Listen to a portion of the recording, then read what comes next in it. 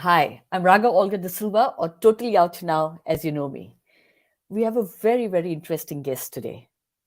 Let me tell you a little bit more about him. Dr. Bhaskar Bora was a successful doctor, entrepreneur, a family man. So, what happened when life threw him some extremely tough curveball? When spinal cord surgery went wrong and left him with permanent disabilities, Dr. Bora had to use every resource within himself to not only stay afloat, but also create new pathways and a new way of living. Did life give him a second chance? Or did he create the second chance himself? Find out. Join me and Dr. Bora. Dr. Bora, I'm going to call you Bhaskar, and please join us as we discuss life and death in his book, The Second Chance in Life. How are you? Hello, I'm very well. Thank you. And I'm going Good to call good you. morning to you and good morning to everyone who's watching the show. I'm really looking forward to a conversation, Bhaskar, and with your permission, I'm going to call you Bhaskar. Yes, please do. Yeah. And first of all, congratulations at many levels. One, of course, on your Second Chance in Life book, which I have read and have absolutely loved. And Thank also, you. congratulations, a bigger congratulations, and keeping yourself together through all the adversities, which I think is the biggest lesson for me when I read your book. Because what happened to you, what you went through, would put people pieces apart of them, and it would be very difficult to bring it all back together. But you have done this absolutely beautifully. So, congratulations. Thank you. So I Thank you. just if you can take us back to what really happened, and when I said that the surgery went wrong, right? So can you hmm just give us a little context on what really happened? yeah, so basically it was back in July 2017. So previously I'd been suffering from a bit of neck pain and some shoulder pain radiating to my left arm, little finger, which was kind of niggling me a bit, and it wasn't getting better with physiotherapy or with acupunctures and stuff like that. So a friend of mine is a pain consultant. He gave me some injections to the neck that didn't get better as well. So he did refer me to a neurosurgeon, and I saw the neurosurgeon, and I was kind of explained that I've got a trapped nerve, and it's a relatively simple procedure to have the trapped nerve being decompressed by a procedure called foraminotomy. And I was expected to be in the hospital for a night or at the 2 days, and then a couple of weeks rest, and things should be better. And I was really looking forward because, as you perhaps have known from the book, that I was a workaholic and I just needed to be at my best form to carry on with the work. So we went for the surgery. That was on the 17th of July. And but I remember that as I woke up from the anesthetic, and the first thing I realized was lots of pins and needles on my legs and on my right hand, and I just could not move it. And then I spoke to the nurse initially that night, then the next morning to the doctor, and basically I was initially told that it was because of the reaction to the anesthetic, and that also is quite common following this type of surgery. But things kept getting worse, and being a doctor, I also had this feeling that there's something's not right, because I came with different symptoms and now I've got completely different symptoms. But I was put on steroids, and then it kind of carried on for about 4 days before I had another scan. And when I had the scan, initially I was told by the nurse that things were fine. But then the surgeon then told me that, oh, the scan has showed something that he didn't expect. And I had to go for further surgery. This time it would be much more extensive. And that the surgery could not be done in the hospital where I was in.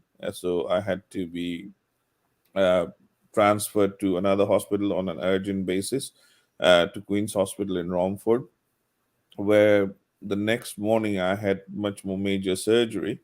But because of the gap between the first surgery and the second surgery, uh, whatever damage I had to the spinal cord, and the fact that it was compressed for about 4 days, so that left me with the permanent disability.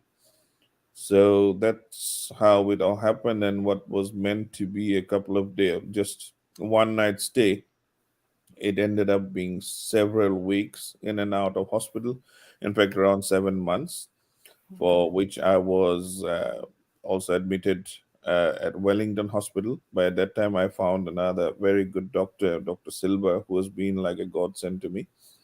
And then I also had to go to Kerala in India for Ayurvedic treatment and all. So it's been an ongoing thing. So, yeah, so I went in Gosh. with one issue and came out with several others.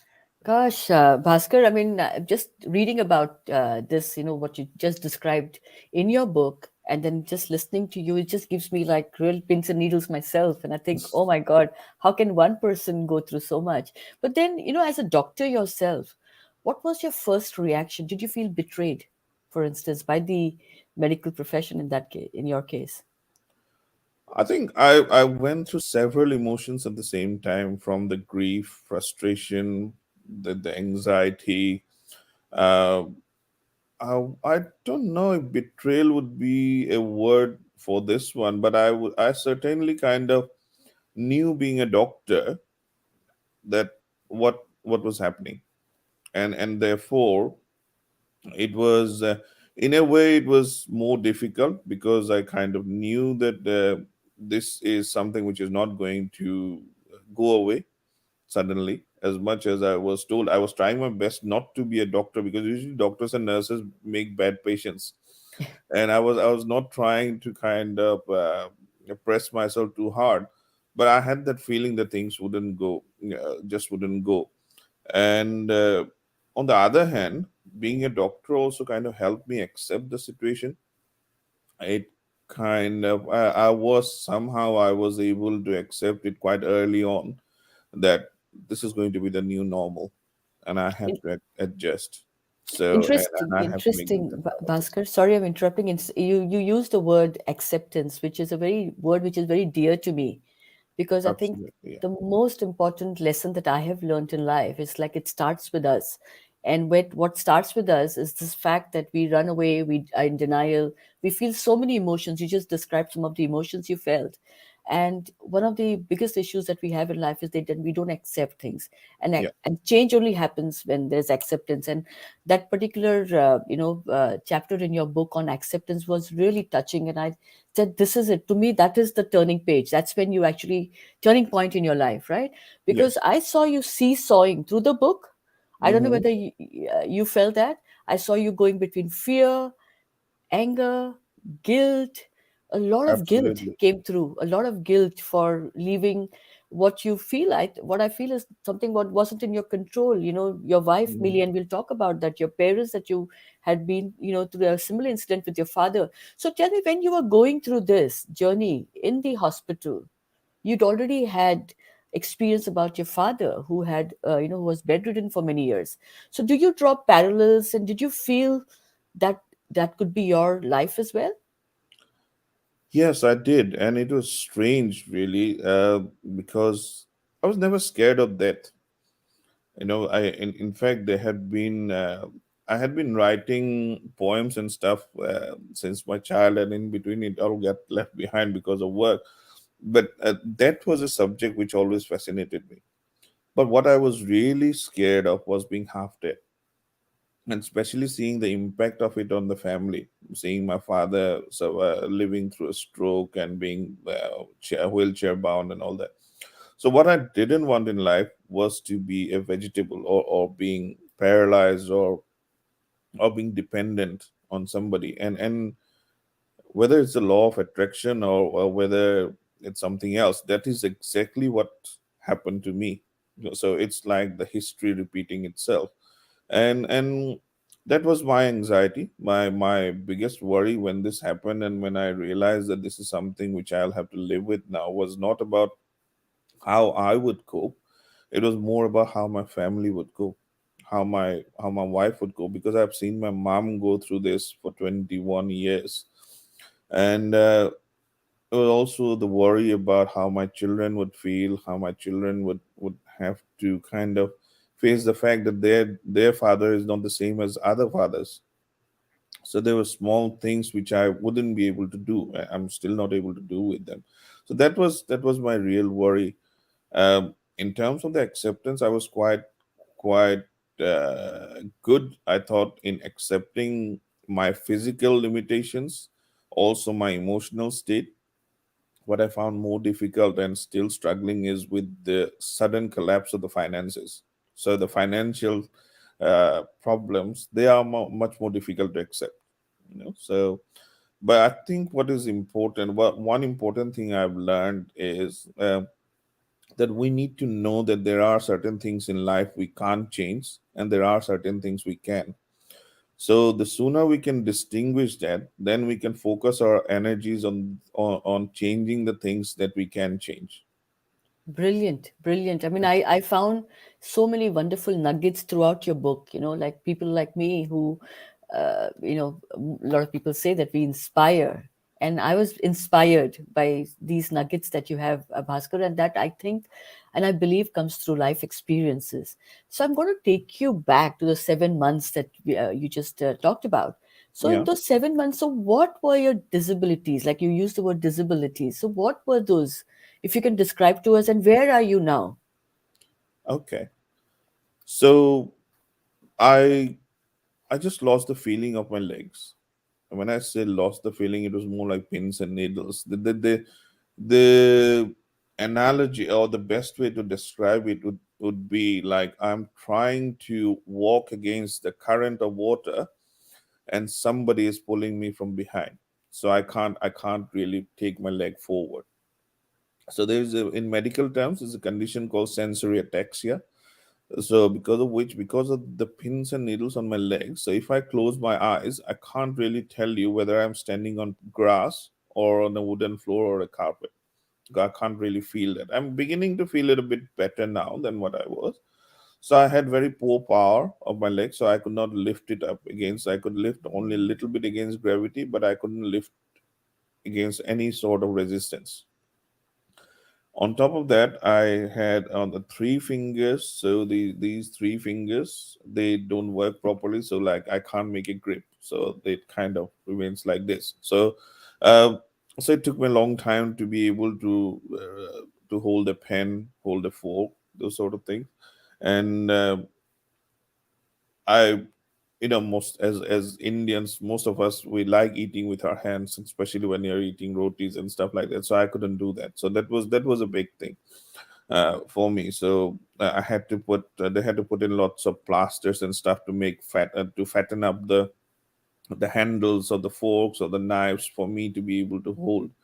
Um, Primarily, I wasn't able to walk because of this. Uh, for it took almost 7 months for me to be able to stand up without support. So finally, I could stand up, but without support, but I couldn't walk just because I couldn't feel. So I had to have two crutches, which I could do for about 30 yards or so. But beyond that, I need a wheelchair most of the time. I couldn't read. Sorry, I couldn't write. I couldn't eat. I couldn't do any sort of dexterity, any form of dexterity, like picking up a coin from the floor. That sort of thing I can't do. And one of the biggest problem is pain. So it's like my fuse box is gone. So therefore you get all sorts of impulses everywhere. It's like shooting currents, electric currents passing through my body, especially my legs. And because of that, I had to take about 16 painkillers. It used to be more, but I managed to come off all the opiates and stuff because they were not, I mean, they are nasty things. As a doctor, I dealt with many patients with chronic pain, and I realized that unless I come off all these morphine related drugs, they cause more harm than good. So I managed to come off it. Uh, but yeah, it's now a thing that if I take all my painkillers as the doctors prescribe, then I end up being just like a sleepy chicken. But if I don't take them, I am in a lot of pain. So that was the main reason why I had to take medical retirement. The other thing that I get is a lot of chest pain.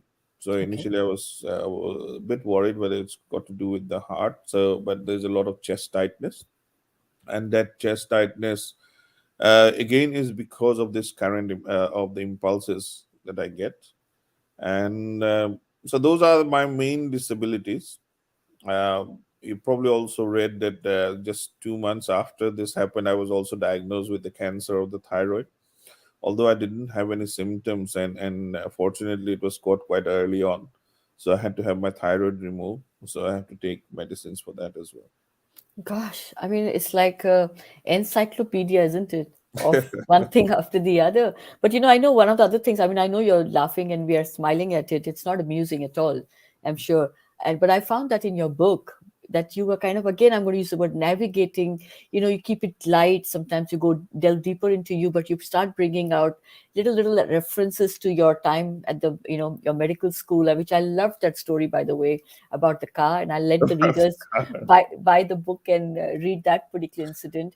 But how did you feel when you're going through your own internal adjustments, let's say, but then Hmm. suddenly again now you find out that you have cancer, and which I, from what again I read in the book, was basically something that you got it right, and you talked Yeah. about it. Something that you, through your dog Shadow, if I Yes. remember. So yeah, yeah, it was quite interesting actually. I mean, when I came back home from the first operation, and at that time we were living in a normal house, the duplex with the bedrooms upstairs. So I had to live downstairs, and for a few days I was in the living room till we converted the garage into a bedroom. And so I've got two dogs, a chocolate Labrador and a German Shepherd.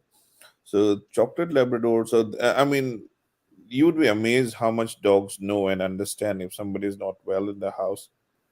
So they would always be with me. But this guy, he developed this a strange habit. So he would just come to me and he'd leave everything else, but just uh, lick around on my neck. That was something he's never done before, and I just could not get him away. So I was just stop licking. You can do everything else. And he's a big boy. He's about 110 pounds, so he's a big boy. So but he just kept going on and on and on, and then after a few days, after I think about 2 weeks, I finally managed to get the bed at the Wellington Hospital, which is the neuro rehab center. And so when I was there and I was undergoing the physiotherapy and the rehabilitation, and it was one evening, because I was the doctor, so kind of I've developed a rapport with the nurses, with the other doctors and stuff, and then I almost became like a study case for them. So they would come and chat and developed a very good rapport. And many of the nurses would come and say good morning at the beginning of their shift. They would say bye before going home, that sort of thing. So this particular matron, I remember her name was Roxanne. So Roxanne was going on holiday, so she just came to me and says, "Doc, I'm not going to see you again for a week, so I'm going away. By the way, would you like a copy of your reports?" I said, "Yeah, why not? That will help." So she bought me the report, and then as I was just going through the report, expecting to see just the spinal cord injury and all that. So I realized on the report it was saying that has got a malignant tumor, a tumor most likely to be malignant, has been seen on the thyroid gland. Urgent FNAC or biopsy requested. Sorry, suggested. So I said, "Oh, damn! Now I've got cancer now as well." So somehow it didn't scare me, but it was like, "Oh God, now it's another one thing to deal with." And my first thought was, I'm gonna tell my wife and my family, because cancer has got this negative Yeah. connotation, right? So, but again, as a doctor, and I kind of knew that yeah, not all cancers are the same. So, and looking at that, I thought it is still within the remits of where it can be surgically removed. So, so I called the resident doctor. I said, "Guys, have you seen this?" Uh, I said, "Oh no, we were just looking through. We haven't seen the report. We're just looking at the images." Then I called up my consultant. It was around 9:30 at night. He said, "Dr. Silva, do you know that actually I've got cancer?" So he's like, "What?" I said, yeah, it was on the report, and I think you haven't seen it. And so I think he had a go at the resident doctor. So but anyway, so next day itself, it was because it was all private. So next day itself, I had the biopsy, and I met a very nice Indian lady actually who did my biopsy. And even before she put the needle in, she said with the ultrasound, she said it is cancer. It is cancer, and I think we will need to have it operated as soon as. So then I was referred to a ENT surgeon. He was a very nice gentleman. So I had my surgery at St. Thomas's. So I basically had my neck cut through three times within 2 months. God. So yeah, but strangely, once I returned home on a break between this neuro rehab, then Shadow, my dog, he wouldn't do that licking again. How interesting. I really, understand this really well, even at a personal level. And I understand how the dogs can see more than we can, humans can. Yeah, We have a cat. I have a cat from Bombay. So as you know, my partner had a stroke 1.5 years ago, yeah, and this cat was never physical, never touched, didn't like touch. He's one of those, cats. And when my partner went into hospital, from that day onwards, he never left me. He would come and sit on my lap, and he would just sit. He would just observe. So I truly believe that animals understand, or more than we really understand they them. do absolutely. Yeah, If but I'm, what also struck me when I was listening to your story now is like how fortunate you were as your doctor, right? So you could self-diagnose in a way, you could read your own reports. People like us who have no idea, I wonder what happens to people like us, and whether, it uh, is. Yeah, it is a bit worrying. I mean, yeah, I mean, people. If it happens in India, it should not happen anywhere. But when it happens in India, people would think that yeah, you need to go abroad to go for treatment. And here I was in London having a private treatment and all that. And for this to happen here, it is a bit worrying. But I only hope that it doesn't happen in majority of cases. It is an exception rather than the rule. But yeah, on a daily basis, you hear of so many people being misdiagnosed or not getting the treatment they should, and it is a worry that now that the waiting list is so long on the NHS and stuff. So I think people are under a lot of pressure. It's not an individual problem. I don't think any doctor would want to be in the shoes of my surgeon or any of the doctors who have treated me, because I'm sure they had the best intention in their heart, but things went wrong. And what I felt bad was the fact that my original surgeon, he just left me alone. He either he was scared or he felt guilty or whatever. He just left me alone, and that's what bothered me more. I mean, something can go wrong in surgery. That's a possibility. But rather than being in sort of denial or rather than leaving me alone for me to try and find somebody else for treatment, so that was quite difficult. And just as you said, I mean, it was fortunate that I had that good rapport with the matron who bought me the report, because no, that's not normal practice. And for me to be actually understand to be able to yeah, understand the report and then call my consultant. And again, the consultant who was looking after me, he's been treating me as a colleague. So I had that sort of rapport to call him up at 9:30 in the evening.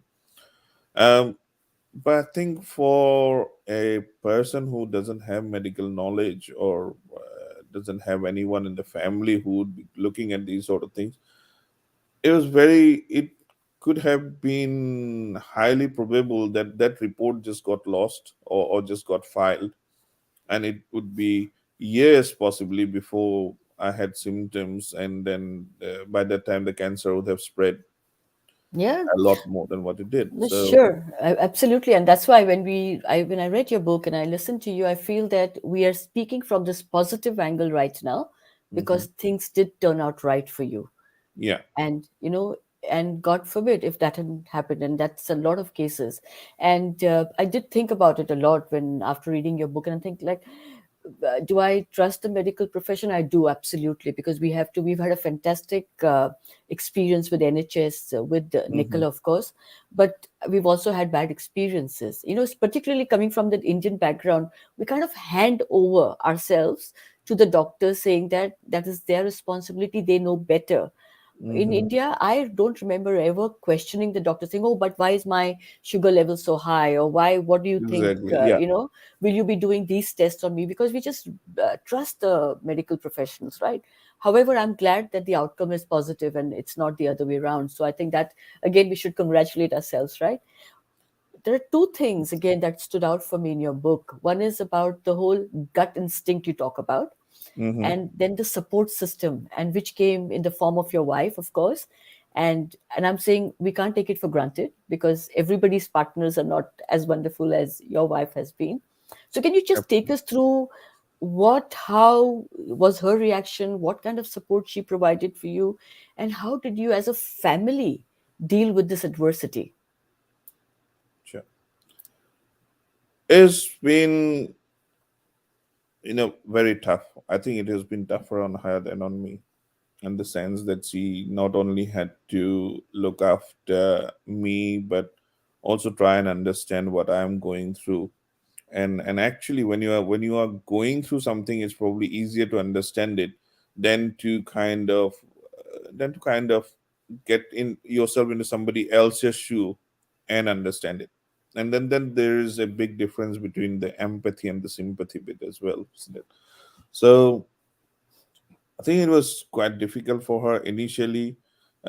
She was quite frustrated when I kept telling my doctor, that my surgeon, that it is going wrong. It's not right. Something is not right, and this wasn't happening. So she was quite frustrated.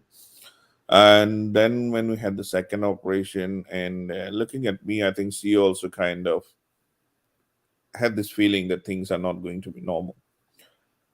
Having seen my dad and my mom in that state, I had always tried to make my wife as independent as possible. And I used to keep telling her, and she used to get irritated. I said, if I die tomorrow, you have to be able to look after the family, you have to look after yourself.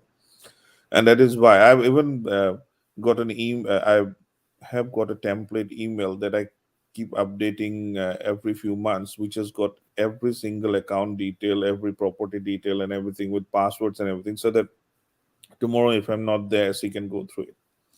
And that's the whole reason why I got her to drive, and basically everything that we have is in our both our names, so that she can do it that way. Um, so when this happened, I think it took her a little while to again come to grips with it. The cancer thing, I didn't tell her for about 5 days, but then I didn't want to, because I knew that that would be a much bigger reaction. Uh, but because the insurance was in her name, in order for me to get the treatment, I had to tell her, because he would have to call up the insurance company, Bupa. So I had to tell her, and as expected, I mean, she cried and she was devastated. And but when this operation happened, and I finally went home, and then I was again back in the hospital for, I mean, it was weeks on end, that uh, she was just with my two daughters. And being in a foreign land, you don't have the support system as you would be back in India, where you'd have all your relatives and stuff. So it was really tough. But I had some very good friends. So my neighbors, they were really, really helpful. So they would do our shopping and stuff like that. So they even took the girls to school. So I was really, really blessed to have such friends and neighbors, especially in the UK coming in there. And also, one of the primary things was that I wasn't able to drive for almost a year. So it was her duty to take me somewhere. So anywhere I used to have to go, or for a hospital appointment, whatever it was, either an Uber or getting her. I have to thank not just her, but her work as well. So she works for a company called Gallup, and it's an American company, and they have been amazing. So they just let her work from home, do flexible working, so she could just go start or finish whenever she likes. She's been in that company for about 17 years now, and it has been really really helpful. So without that help and without her support, uh, we couldn't deal or come out of it.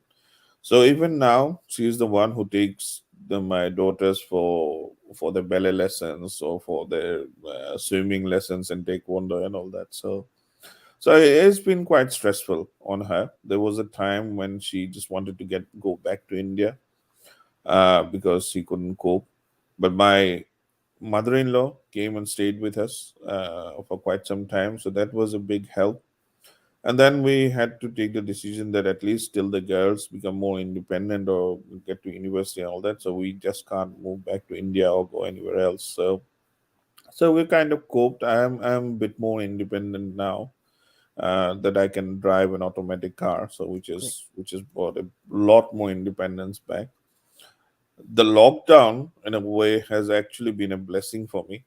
Uh, Sorry to say this, because I mean I know it has devastated many lives, and me being an entrepreneur, it has also affected me a lot financially. But just because the fact that it was lockdown and everybody is working from home and the children were at home, so it helped a lot with my healing, having my family around physically with Sure, me. sure. I understand about the comment you made about lockdown because it was quite similar for us. And I thank God that it happened at the time that it happened. Because Yeah. otherwise, whilst there were the other side to it where, I couldn't visit my partner in hospital for weeks and weeks during lockdown. But the good part is that, we were all here together emotionally to look Yeah. after each other. Because I think when you go through what you've been through or what I've been through, I've been on the other side as a carer. So Mm-hmm. both Millie and you have to work together to get anyone better in the family, right? It is not, Absolutely. it's not a one person's journey, it becomes a family journey. And Absolutely. Yeah. I remember as soon as I read the book, I wrote to your wife, I wrote to Millie, and I told her I have huge Yes, you amount of, did. She told me, and she said yeah. that I haven't yet replied, and she wants to talk to you. She was telling me yesterday. No, thank you. That she doesn't need to, but I needed to share how I felt because Hmm. as a carer, been on the other side, I know how difficult it is. But I also read your poem last night that you sent to me, which you written, and I haven't responded to that because I was very touched, and that keeps coming back for me through your writing. While it's a writing of somebody who has battled, who has fought, and who has won that battle, it also makes me feel that you live in this whole space of guilt. And I'm not a therapist, so I can't say anything, but I think that Hmm. burden is not yours to carry because that's okay. It's like I feel, I felt that from the other side. To see your partner go through what they go through, it's very difficult. And Yeah, then to feel that your partner is feeling guilt on behalf of you, which you may not even feel, that's a bigger burden to carry. So I would say that in time heal that part of you as well, because when when someone asked me this, someone said, "Oh, your partner can't see, can't do the same things." But things change, right? How do it you does. feel about it, and how do you cope? And I remember saying that I'm actually grateful to the universe that I got this opportunity because love is action, right? Love is not words. And if Hmm. I was presented with an opportunity to actually express it in the only way I can. Although I'm a writer, I don't write love poems for my partner, but the way I Hmm. could express it by looking after her and healing with her, and we heal together. So I don't know whether this makes any sense to you, but I think you should just chill and It does. It absolutely does. What you're saying is absolutely right. I mean, I do feel a bit guilty in the sense that I thought that she deserved a better life. In the sense that it's not that we didn't have a good life. We used to have a very good life, from it's from the rags to the riches, and we used to. I mean, whatever I have done. Uh, it was just done by the two of us. No inheritance involved. Nothing involved. So to the point that we were having a good life, and then suddenly all this crumbled. So I wish that my daughters were a bit older and bit more independent. But yeah, it was like the sky breaking down on her, and she had to go through all this, especially already being away from your home country. So but I think what has happened, in the sense, just like you said, love is should be beyond the physicalities, right? So, I mean, I've seen so many people who have been left behind just because they fell ill or they were institutionalized because of some irreversible illnesses and stuff like that, and then the partners just move on. So um, I'm not blaming anyone because everybody's situation is different, but I think these sort of situations sometimes actually brings the people, the partners, closer, because then you move beyond just the bodily intimacy and the sex and all sorts of things, so because I mean, unfortunately, since everything has happened from waist down, so we have kind of lost that intimacy as well, and it's not fair on her, but on the other hand, it has brought us spiritually closer. It has brought spiritually closer, and then I think we share a lot more things that than what we used to before. We have got more time. uh, we fight and argue more as well because there's more time. Of course. But generally, as you said, I mean, it's very difficult for partners, but for some partners, it is they take it as a kind of duty or a grace, to be able to do that for their partners. Yeah, and Sometimes I do feel guilty, and that poem was an instance, because that particular evening we were coming back from somewhere. Yeah, I think we had gone to the supermarket, and I had to get a wheelchair, and she wasn't very happy with that. And when she came home, and so we're just sitting, we're having tea, and then she said, "Did I not deserve a better life?" But that was not sorry, primarily because of me. That was primarily to talk about things that some my brother hasn't spoken to me for a little while because he was upset about some things on the book. okay. So we were talking about different things, and that's when she passed this comment, and then it really affected me. So that's how this poem came to Sure, be. sure. No, thank you for sharing. And, it comes through the love for each other, comes through in the book. And I would, I think, urge the, audience to pick up the book and read it because it's a beautiful love story. The way you have kind of connected the dots and you just, as you talk about life, you just bring Millie in. And I think it's a tribute to her, really, the book. Thank you. And, and I hope more partners are like what Millie is and what you are with Millie. And, the other thing that I thought a lot about, and again, you brought it up, is apart from the C word that we run away from, there's a letter called D that we run away from, right? Death. We don't want to talk about death. I often post about death in my own this because that's something that's written. That's the Hmm. only universal truth. One day we will all die. Absolutely, yes. So why do we not talk about it? And so when you talk about death, it's also when you reflect on death, you also have certain situations that you create for yourself in anticipation, right? Which you Yes. did. So we talked Mhm. about, that's why I was going to come next to about the financials, right? You said that during lockdown and because of your illness, that kind of got really compromised. But you also in the past have set up your family to some assets you managed to build, some insurance securities you Yeah, managed to create. So tell us more about it. So do you advise people who are watching that that's something that we must all do? I would certainly advise that. In fact, there are now my financial advisor and a couple of other financial advisors now give my example that this is what Dr. Bora did, and look at his situation now. It's because of that he's still not on the street. That sort of thing. So I'm a favorite with the financial advisors now. Uh, I would certainly suggest to everyone that you prepare for the rainy days when the sun is still shining, because it's very easy to forget and take things for granted, and you don't know what's going to happen next. Right. I think it was primarily the reason that when my dad had his stroke and he was in coma for 29 days, and we didn't even know where the money was, and although we had money and assets, nobody knew how to pay the bill, and I had to beg my family members and stuff like that, and we had terrible experience, and then as a result of which I had to give up 1 year of my career from which I had never recovered. uh, so I always had this thing in me that I have to make sure that I do enough for my family. So it was right from I think 2006 onwards, that's when I started investing. primarily in different insurances. So lots of my friends used to say, "Why are you wasting all this money?" I mean, there was one point where I was paying about £700 just for insurance monthly, and then I also had this understanding uh, that you should not be putting all your eggs in one basket. And life does give you clues that and small miracles kind of happen every day. We just need to be open and receptive to those clues. Most of the time we don't heed those clues, or we don't heed those gut instincts.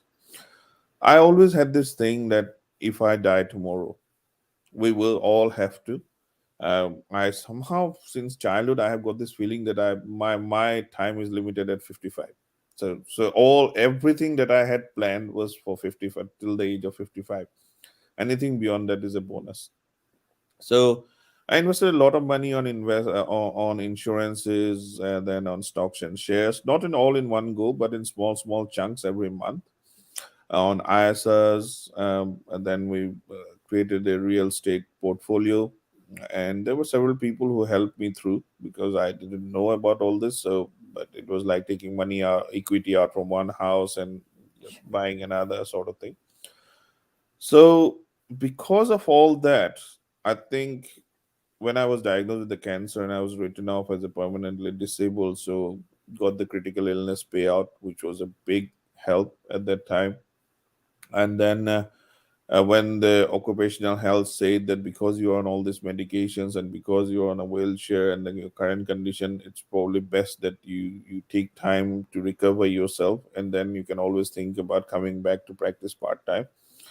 So I had to take the medical retirement, so which again was a struggle. It took about 8 months, but we got that money. So with all of that, we had to buy. We were able to buy a more disabled friendly house. So now I've got a house. We live in a house which has got downstairs bedroom and downstairs bathroom and stuff like that. So what I'm trying to say is that you should always, not just for yourself but for your family, the best thing you can give them is security. Yeah. If you're doing life insurance, you won't get anything yourself. I mean, one of my staff members were asking, I mean, why life insurance? Because you are not getting the money. I said, no, I am not getting the money. Money will come after death, but my family will live. And now I'm probably worth more dead than I'm alive. And when I say this to Millie, she gets very irritated. I said, but sometimes, sometimes I tell her, it's probably the only way to sort out all these financial problems would be now if I just die, and then you can pay off everything. Uh, that's that's not the right way, of course, but it is important to kind of understand and accept that death is coming. Every single moment we are walking towards it. There's no point in being scared about it. It's probably better to be prepared about it. I would be happier to embrace my own death than to embrace the death of a loved one, because that's probably more difficult. I would be quite interested in knowing what happens afterwards, actually. So, but we still haven't come to the technology that you can go and come back. Yeah, yeah, exactly. And thank you for sharing that, because a lot of us don't talk about it, like I said. And to me, I think about it a lot. I talk about it a lot to my loved ones as well. And it's okay to accept, because that's prepares you, like you said. So you kind of have an umbrella and say it's a rainy day today when the sun is not shining. What do you do? So these are all tools, right, to cope when Absolutely. either you're left behind or you leave someone behind. But I also believe that once I have talked about it, it's over. There is no need to keep talking about it, because, like you said, we don't want to manifest. We have to be careful what we say to ourselves or what we put out, right? Because Hmm. universe has its own way of good and bad. So I'm careful how much I talk about it and how I talk about it. You know, what I also liked in your book is how talented you are. You are not only a poet, you're a writer now, a medical profession, but you also paint. You're an artist. You follow cricket, and there are so many aspects to. And you actually showcased to me and demonstrated to me how a person, because doctors, sorry, I'm just going to change the context, Hmm. doctors in our mind are only doctors. We see them Yeah. as these people who, tell you medical things and they don't have a life really. But Hmm. you show through your book that there are so many multiple aspects to a person. and a doctor. So how do you manage to manage those all those passions? And do you still right now, like for instance, do you paint? I know you write quite a bit. Yeah, actually, my painting, I have resurrected my paintings after this had happened, because I think I used to paint quite a bit as a child, and my paintings were quite widely appreciated. I used to get my first earnings were by drawing portraits of people and stuff. I also remember drawing pictures of girls from behind, sitting in the back benches in the college. So that I used to be known for that, and they would ask, "So who did you draw today?" And then they would like to try and find out who that girl is, sort of things. So yes, but in the with medicine and with the career and everything, that things kind of fell by the way for a bit. Um, but now I'm in a way glad that this has almost given me an opportunity to try and start those things again. So I'm painting now. So my paintings are at the moment, most of my paintings are on the walls of my restaurant, the Samsara, and it's a focal point of talking for the customers when they come in. They talk about the paintings, and then they realize that I have done them. So it's a very nice feeling when people say about that.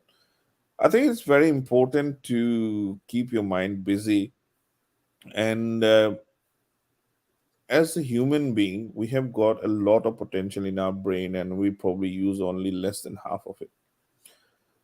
If you listen to the yogis and stuff, they say that there are people who can do 10 things at a time. There are people who can do 8 things at a time, sort of thing. I've always tried to tell my daughters that everybody can do one thing at a time. You should be able to do at least two if you want to move ahead in life. That's what I've tried to do. And I think being able to do these other hobbies or co-curricular activities, like I mean, I do painting, I do photography, I try and write whatever I can, and in poems. So I have been blessed with this creativity. Whether I'm able to do justice to that, I'm not sure yet. But I think everybody has got some sort of creativity in them, and it is a question of exploring it further and finding it. Sure. Bhaskar, lovely, lovely to talk to you. I'm just going to ask you one last question before we wind up. This is Sure. the book. Thank you for sending me a copy. I love the book.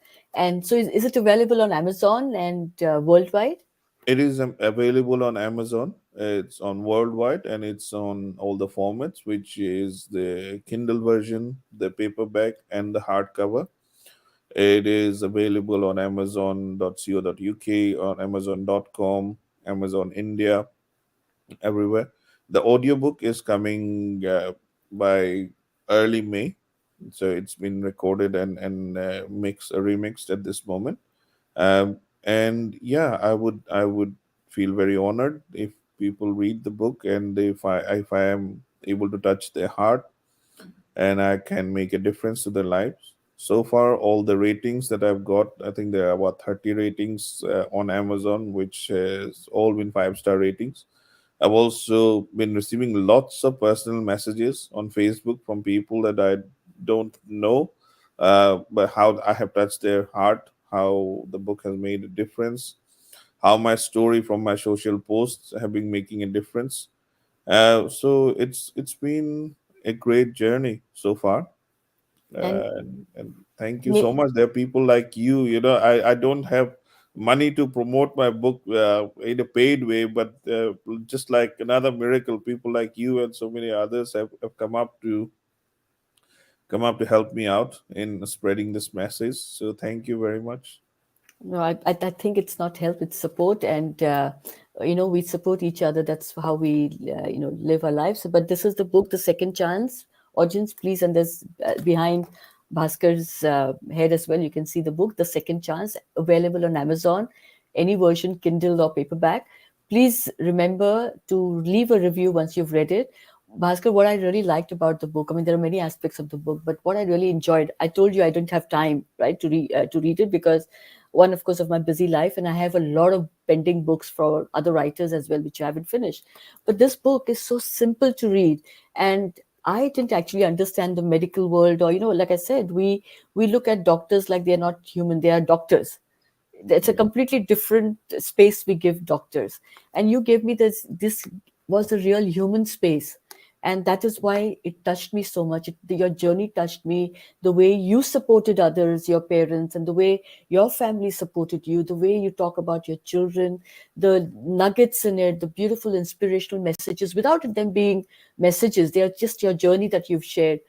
The aspects where you talked about cricket, your hostel life, your hardship that you faced, all the adversities, you put it into this little book and this little box. And I know it is not as big as what you've actually been through, but we are so glad. I'm personally so glad that you Thank shared you. those words with us, that story with us, because I'm very certain this is going to help many, many of us to fight our battles, with love.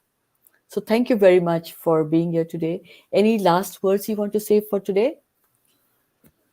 I would just want to say that we we cannot control what life throws at us, but we can control what how we react to them, and we can turn within our reaction, we can turn things from bad to good. Pain is a physical thing, but how we suffer depends on our reaction. We can either be that eagle or that mouse. And I think we all suffer, we all have a story, we all have our battles to fight. Everyone is different. There's always someone worse off, so there's no point in pitting yourself as the worst one. And I think it's upon us on how we deal with these adversities and create an opportunity out of them. That's what I've tried to do. I have to suffer, but it's easier to suffer with a smile. That's what I would say. Thank you. Thank you for leaving those nuggets for us. And we've had some audience reaction. We've had Smaya Khandelwal, who has said life's a happy illusion and death stark reality. I so agree. And she has been quite, encouraging here. And I wish you absolutely the best always. We will see you on the 26th at the Nehru Yes, Center please. at your book launch. And those who are in London who want to attend, please do attend. Nehru Center in Mayfair on the 26th. There's 6th onwards, right? 6:30 At onwards. 6:30 onwards, yeah. And thank I you, would audience.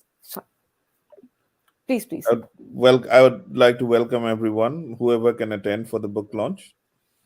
So please do join, and I hope you like reading the book. And thank you, Raga. Thank you for this opportunity. I'm very Thank you, grateful. Bhaskar. And audience, please feel free to share this video with those who you think will gain from this. And not just the book, but from the words of wisdom by Dr. Bhaskar Bora. And Nicola, thank you very much in the background. I know that you're doing a lot for us in spite of your own disabilities and difficulties. And thank you, audience, for watching The Views Room. Please do reach out to us as usual on theviewsroom@gmail.com. I'm totally out now on Insta, Facebook, and Twitter at totally out now. And giving you all lots of love. And Dr. Thank you. Bhaskar Bora, see you soon. Thank you.